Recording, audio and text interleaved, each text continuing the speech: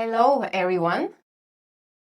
What if power wouldn't mean pushing through, bracing yourself, or over delivering all the time? I'm here today with Mirjam, and we have both lived through burnout and what we explored and discovered on the other side of that has just changed everything. And so today we really want to speak to you a bit more about what it means to soften into our power, or what soft power means for us individually. This conversation is for those of you who are strong, who are capable, who are quietly just holding maybe a lot together and you just keep going. Yeah. But maybe you're depleted, maybe you're even exhausted, and maybe you start to wonder, well, what about me? So if this is you, if you can see yourself in that, then I really think you will benefit from what Mirjam and I have to share today with you. We are both coaches from the Academy of Soul-Based Coaching, trained and certified. This is where we met a few years ago now, and we have come to also co-create together, which is a part of the soft power in itself. We are co-creating retreats together with two other women from the Academy. And we will share a little bit more about that at the end. Okay, but let's dive in. Yeah, it's so good to be here and so good to talk about this because it's such an important topic. And I think it's difficult to give words to, so I think we're going to do our best, right? To really really explain what it means to soften into your power. Exactly. Yeah. And I think probably what we're going to just talk a little bit about is how we both experienced burnout and maybe what that, felt in the body, maybe what it did to our sense of identity. Yeah. And so for you, Mirjam, it is a little bit closer than it is for me. So maybe why don't you go ahead and just share a few words about that experience? Yeah, for me, it's also already like more than 10 years ago, I would say, but I think the after effects have really lasted for a very long time. So I think about, for me, when I was having my corporate career, I really started getting more and more exhausted. I was moving on, but I really didn't know how to fix any of this. And so for me, how it felt was that my body and my mind were not aligned anymore. I was living completely here. Everything was happening here, and I really didn't know anymore how to connect with my body. Mm. And that started creating all this exhaustion and also lack of joy. Mm-hmm. Mm-hmm. Lack of a real deep joy. Yeah. Yes. And joy is a power, is right. It's joy is where we also access Absolutely. our power, right? Yeah.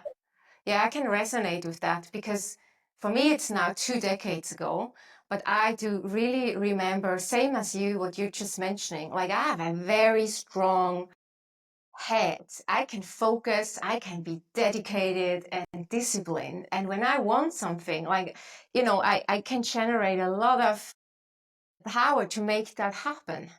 But I had the same thing happening to me at some point.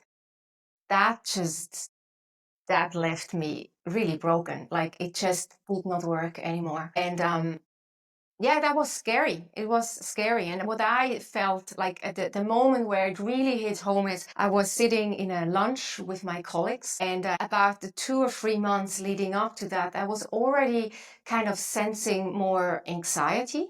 Yeah, and all the symptoms kind of that go with that. Fast-paced heart, kind of difficulty breathing, difficulty swallowing at times. And in that lunch, I had like this weirdest experience. I was just sitting there and I literally, I just could not swallow. I couldn't eat. And that freaked me out. And I left the office, and I actually left with my laptop that day and flew back to Switzerland. I was working in an agency in London at the time.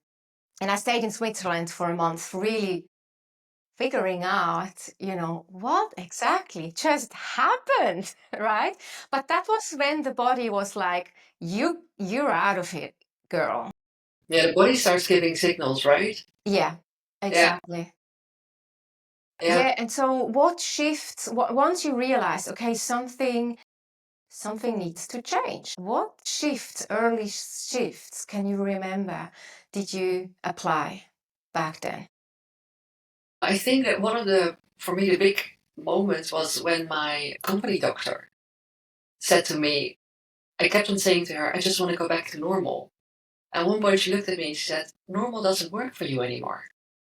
And that for me was really like this moment where I thought, I have to do things differently. And I really wanted to find my energy back. I really wanted to find my life force back. So I just started working again, but on a much lower level. So I didn't do my high senior management anymore. I just started doing lower level work. And then I decided that I had to work less days. So I just started going down and down and down in the amount of hours I was putting in. And yeah, at one point I realized that I just had to do something completely different because in that energy of a corporate environment, I could not slow down enough in myself. I kept on being busy. I kept on wanting to do my best job. Yeah. And at that time, I thought it was really by working hard. My mind was too used to doing this work. Yeah. And then it's hard also when you're in an established situation where work knows you a certain way. Also, It's yeah. really much harder, like, to then change because it's like in a relationship too. If you've been doing and living a certain pattern and then all of a sudden you change, they don't know you like that, right? So it can take sometimes longer when you remain in the same job, right, for the healing. Yeah. Yeah, for me, I think what I needed, well, first I needed a lot of just really rest, and I needed to kind of for myself get a understanding what in me made that happen, right? And so I think for that very clearly that back at the time, I thought if I just work hard enough and over deliver and be the nice girl and take the responsibilities that were not mine, take them on, lift the weight on my boss's shoulder, right? Who was a man, of course, Yeah. if I would just do it right and 150%, I would get that promotion, right? I realized actually I'm never going to get that promotion because there was something wrong within the system in that particular company.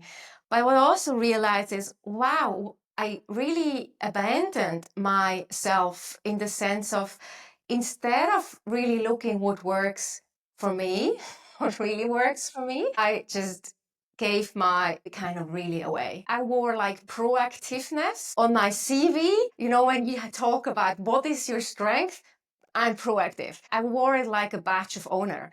And that in itself says something, like, right? Because when you're proactive, you're always like 3 steps ahead. And so the one thing that was so fascinating for me at the time was because I went back to the same company for 6 more months to finish some projects, but on a much smaller workload, less hours. And I really just started to say no and have boundaries. And it was so uncomfortable. But I started to do it. And what I realized is in my 60%, I'm still getting the same amount done as a lot of people with their 100%, right? So that kind of just showed me how much I was just overdoing it. Yeah. Out of also obviously a sense of both, right? Striving, being ambitious, but also a sense of insecurity too somewhere, right? So for me, that was really like getting more clear about those patterns. And then, yeah, small shifts. And I was doing kinesiology, which works solely with really with the body a lot. And that just helped me to, yeah, really start to sense much quicker when stress was building up. But then eventually all of that, and I think like with you, right, I don't think back then I would have called any of that softening into my power. Like, that's not No, language that I would have used. me neither. Absolutely not. It was more like maybe connecting more with my body, learning to recognize the symptoms of my body, being more present to my feelings and physical and mental, like physical sensation, mental thought loops and stuff like that, right? But it was the beginning. It Yeah, was the for beginning. me, it was the same. Yeah. Starting to connect more with my body, starting to understand where my limitations are. And indeed, for me, it was also a lot about working more efficient. So I started working less hours, but I still had to sort of do the same delivery. But I just started working more effective. So I didn't attend all the meetings anymore. So I also started saying more no. Yeah. And I started understanding my own worth better. Yeah. And And speaking up for yourself, right? exactly, yeah. Yeah. Because that's a big thing, right? One is recognizing that for ourselves more, and then having the courage to just being, well, even if you're a bit like nervous to speak up for yourself, but to really start sharing how it is Yeah. for you, Yeah. right? Yeah, and I really had to step out of that environment to really make more changes. Yeah. Yeah. I was too tied Too tight. to the type of work I was doing, and I really needed to move out and just start exploring what I really needed and what worked for me. Yeah, I stayed within the corporate world for a few more years, but I changed company, and in the company afterwards, I was so clear with my kind of private life and business life. But again, it was much easier then because they didn't know me, right? Yeah, They exactly. didn't know the Corinne who would just say, yeah, give me It was extra so work. fresh. I'm just gonna do it. They didn't know that they never Yeah. got to know that person. Yeah. Mm. And so that for me was important. And then I did leave eventually the corporate world as I was starting to get more and more in touch with my body and just learning how, that just took me on a very whole different trajectory. That's, why we And were. I think it's interesting, right? Because we both left the corporate world. And I also think it's not necessary to leave the corporate world, but I really had no guidance. I had no framework on how to be different. Mm-hmm. So only in my path where I was searching for a way forward and what I wanted to do with my life, I started meeting more and more people, and who worked more with the body, worked more with the soul as well. All of a sudden, started giving me more like an understanding of how do you soften, Yeah. because we just didn't know how that even worked. So I think it would have been. I mean, I just didn't have any of that role modeling. No, and there was not even, you were talking 10 years ago, I talked 20 years ago. Actually, burnout was just starting to be, like, I think they called it nervous breakdown still back then. And then at some point it became burnout. There was very little talk about it. There was also not as many body-based modalities and I think they were around, but they were not as much talked about as No. these days. And also that really going through the body, how much you can also change the mind. It was there. It was not. It's much more in the field these days with all that nervous system regulation work and somatic practices and stuff. So no, I agree. Like you don't need to leave the corporate world. You can find your way within the corporate world. That was just our path. Yeah, I think so. Eventually, right? Not right away for me anyway. Yeah.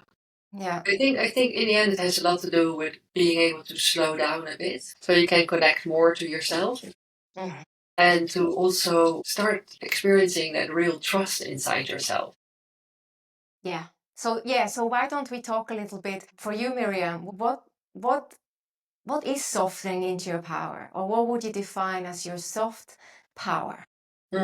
Is it has so much to do with trust for me, with trust in myself and also daring to make mistakes.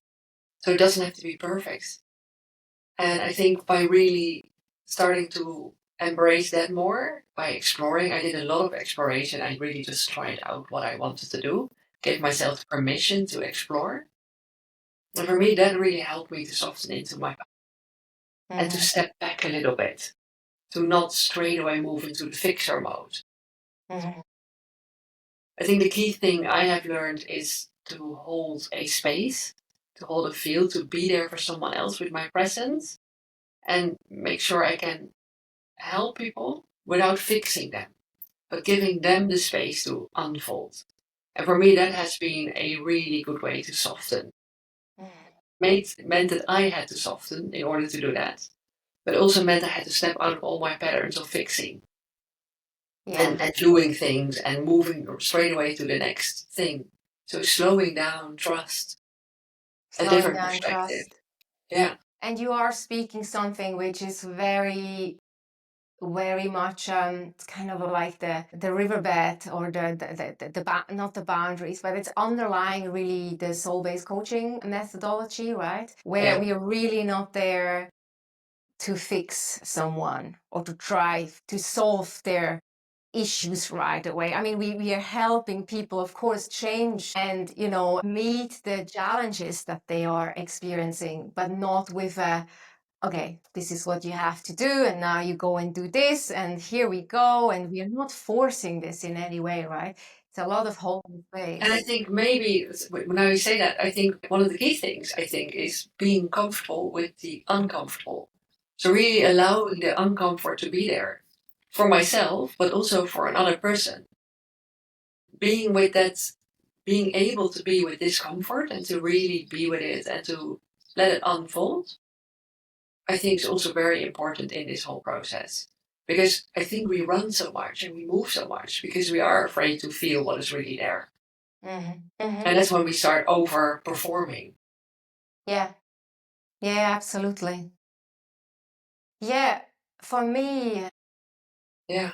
for me, Curious how it is. Yeah. it's almost like, so there's one thing which is softening into my power, and softening into my power really, it has a lot to do with kind of, instead of being forward in my seat, being a bit more back, yeah, and really be in my seat and feeling connected to the lower parts of my body and relaxing into what is, yeah, even if that's a challenge. But first and foremost, kind of relax into it, yeah. Mm, And then when I do that, and there's different things that help me do that. But by doing that, what I also start to do is I become more awake in my sensory world. Yeah. mm, And so by being more aware of my senses, especially the sense of touch, which is in the outside, but the felt sense from the inside.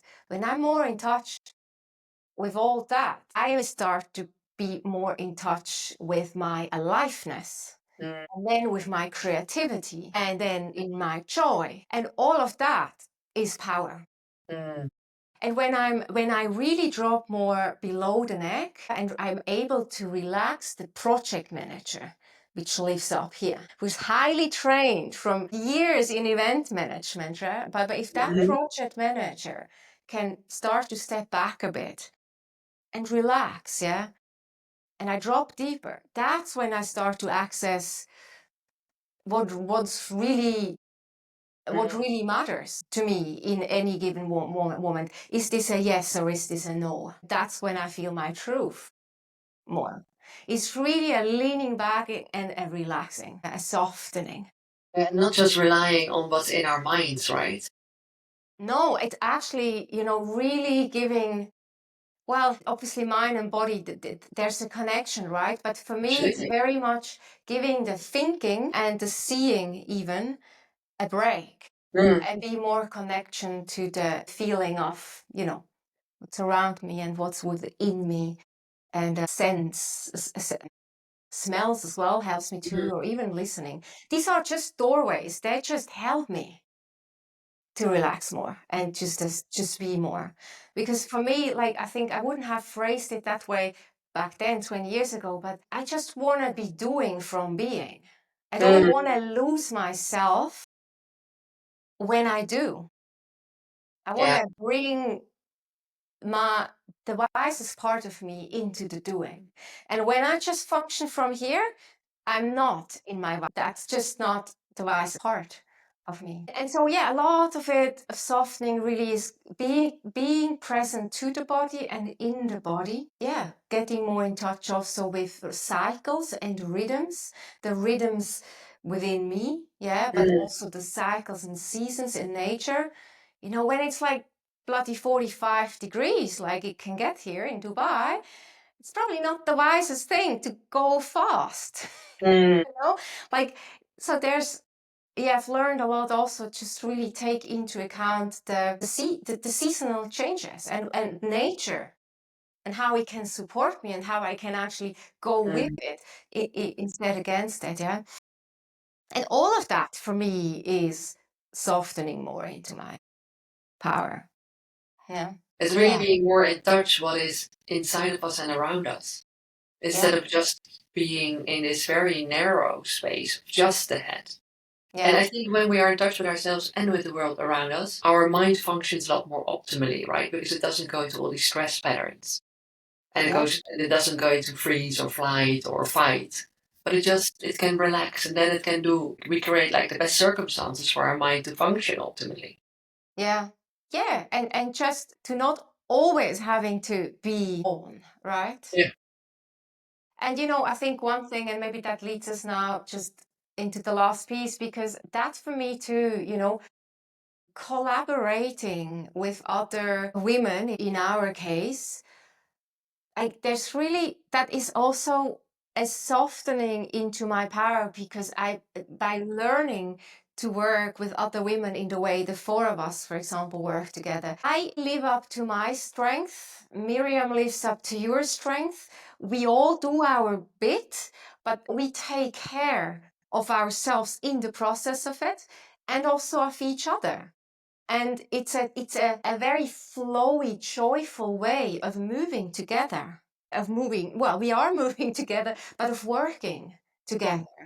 And that is really, because when you work for yourself, like you have your own business, I have my own business, women who have their own businesses, for example, right? There's so many things you have to be in charge of, right? You're the CEO of your business. And there's a lot of things involved with that, which just like admin, and which you do by yourself. Yeah. And so it is such a sense of relief and relaxation, not doing that in every area of my business.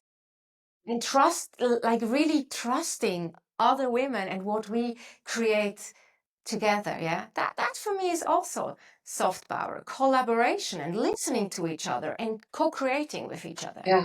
It creates a much rounder effect in the end. And what I love about our cooperation is how each one of us can really be ourselves, and we're okay to bring all of ourselves to the table. And there's space for all of that. And then we support each other in making sure we all really stay in softness instead of going into our project manager mind, which sometimes happens. And sometimes we use it, right? Yeah, we can use I use it all the time. But I use it in a much more effective way so that it doesn't deplete me. But it's kind of like my power does not come from the project manager. It's more like my power is accessed in a deeper part. And then basically it gives the project managers a task. Okay, now let's go and do this together, right? So, and that's very different than this poor manager trying to do it all. It's all on its own, right? Because the project manager is trying to do it all on its own. Instead, now it can use the whole system inside of you and with people around you. Much more resourced, right? Yeah, and much more fun as well. That's really what so Mirjam and I, together with two other women, Annemiek and Ren from the Academy of Soul-Based Coaching, we started offering retreats. We had the first one exactly a year ago. Yeah. In Holland, and the second one in March this year, and our third one is going to come up at the end of October this year. Surprise, surprise, with the theme softening into your power, because we just want more women to have access to that, what we call yin quality. Yeah. So you don't just have to function from yang, but you can really have access to the full power of creation, which needs both yin and yang. It does need both. Yeah. And so in this retreat, we will invite you through lots of different workshops, through one-on-one coaching, through embodiment practices and meditation and a bunch of other things. We do invite you. Also space for your own time, right? Yeah. We don't pack the program because we really want to make sure you can feel yourself and you can rest and you can just fill in parts of your time by yourself. Yeah. And feel what you really need. Yes, to come back and check in with yourself again and again. Yeah. So that, you can just really leave trusting your power and be fully accessing that soft power. Mm. And honestly, also just realizing how powerful that soft power is. How powerful, and I would really say how joyful. Because for me, if you come from that other place of power, it's just so much more joyful. It's so much more fulfilling. Your life force can really flow, and yeah, it really widens you. Yeah, it widens you. Yeah, and there's more, but we're not going to talk about that now. So if you want to And learn more, yes, and very important, it is in Portugal, in a really beautiful location, yes, in the hills, in the midst of nature. So really, yeah, we're very wonderful happy food. to this location. Yeah, Yeah, it's a very, very special place. yeah, I can't wait to be there. we're here. Yeah, and so it happens from the 26th of October to the 2nd of November, Sunday to Sunday. And if you want to learn more, just check the link in the show notes. And yeah, we leave it here for today.